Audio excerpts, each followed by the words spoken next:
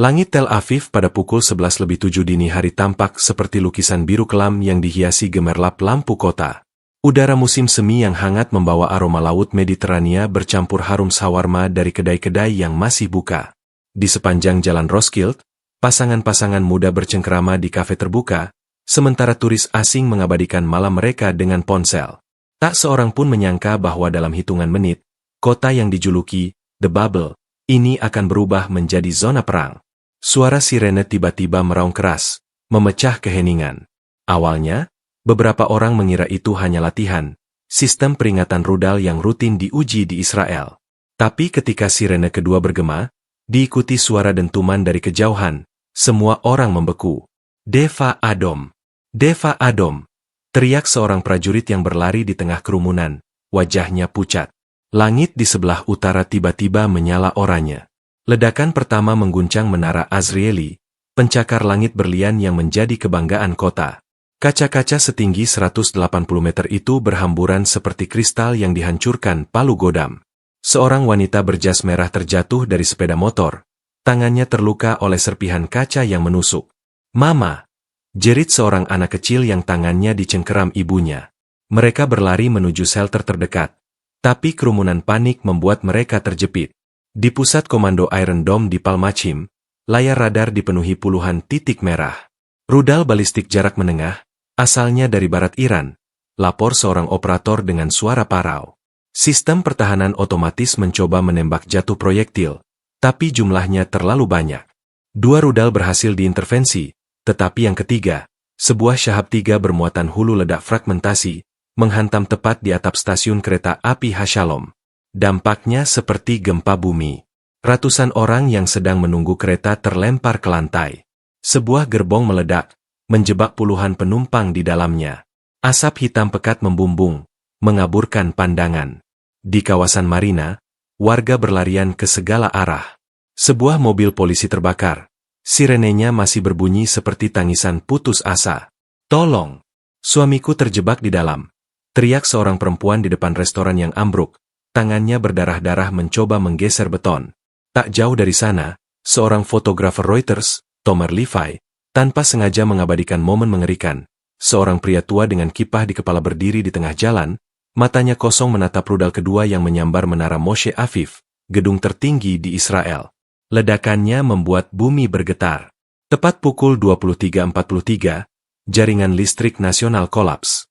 Seluruh kota tenggelam dalam kegelapan, hanya diterangi oleh kobaran api dan lampu darurat kendaraan.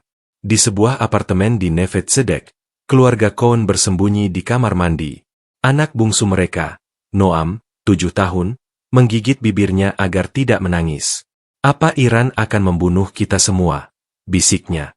Ayahnya, Yoni, tidak bisa menjawab.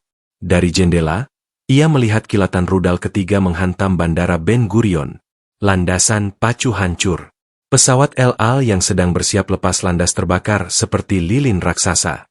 Malam itu, Tel Aviv kehilangan lebih dari sekadar bangunan. Kenormalan, hal yang paling dihargai warga Israel, tercabik. Di bunker bawah tanah kedutaan AS, seorang diplomat dengan cepat mengirim kode darurat ke Washington.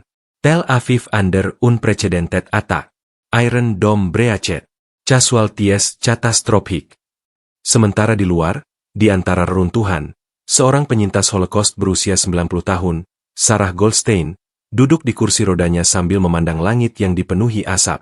"Aku selamat dari Auschwitz," katanya pada seorang tentara yang mencoba mengevakuasinya, "tapi aku tidak yakin bisa selamat dari ini." Lalu, dengan suara yang hampir tak terdengar, ia mulai melantunkan Shema Yisrael, doa terakhir orang Yahudi yang menghadapi maut. Di markas militer layar-layar holografik di ruang situasi utama memancarkan cahaya merah darah, memantulkan keringat di dahi Mayor Talia Ben Ami. Jari-jarinya menari cepat di atas papan kontrol, mencoba mengaktifkan protokol cadangan setelah listrik utama padam. Iron Dome hanya bisa mencegat 60% rudal. Mereka menembak dalam gelombang, "Ini bukan serangan improvisasi," teriaknya kepada Jenderal Doron Levi, yang wajahnya terkunci dalam ekspresi ketidakpercayaan. Dari speaker rusak, suara robotik sistem peringatan terus mengulang. "Projectile impact imminent. All units to defensive positions." Sebuah laporan darurat tiba dari unit artileri di Herzliya. Rudal ke-7 jatuh di pembangkit listrik Reading. Kami kehilangan 80% pasokan energi ke pusat kota. Jenderal Levi meremas peta fisik, sebuah langkah kuno di era digital, tapi satu-satunya yang bisa diandalkan saat jaringan down. Mereka tahu persis titik lemah kita, gumannya. Ini hasil intelijen bertahun-tahun. Di ruang gawat darurat Ichilov, koridor barat, bau antiseptik bercampur dengan aroma daging terbakar memenuhi lorong rumah sakit. Perawat Rina Cohen berlari sambil menarik infus yang hampir lepas dari tangan seorang pasien luka bakar. Kita kehabisan morfin, teriak seorang dokter muda dari balik tirai. Di sudut, seorang ibu menggenggam tangan anaknya yang terbaring dengan luka serpihan di dada. Potongan logam dari ledakan kafe di Dizengoff Square masih menancap di sana.